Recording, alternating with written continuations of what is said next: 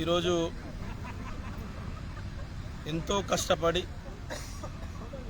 దాదాపుగా 15 రోజుల పాటు లంబాడి బిడ్డలు మొత్తం కూడా కష్టపడి చేసినటువంటి కార్యక్రమం లంబాడీల ఆత్మగౌరవ సభ. మొన్న జరిగినటువంటి ఇందిరా పార్క్లో జరిగినటువంటి లంబాడీల ఆత్మగౌరవ సభ మీద మన ప్రభుత్వ విప్, అదేవిధంగా డోర్నకల్ శాసనసభ్యుడు ఎమ్మెల్యే రామచందర్ గారు ఈరోజు మతిభ్రమించి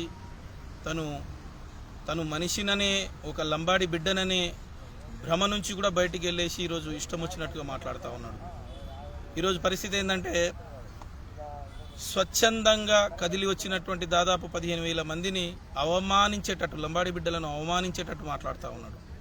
ఒకవైపు రాష్ట్రంలో లంబాడి బిడ్డలు మొత్తం కూడా ఒక ఆత్మగౌరవం కొరకు ఎక్కడ అక్కడ ర్యాలీలు, ఎక్కడ అక్కడ సభలు, మేధావి వర్గాలతోటి అన్నీ జరుపుకుంటూ ముందుకు పోతున్నటువంటి ఈ తరుణంలో ఎమ్మెల్యే రామచందర్ గారు ఏం మాట్లాడుతున్నారంటే, అది ఆత్మగౌరవ సభ కాదు, అది బీఆర్ఎస్ పార్టీ సభ అని.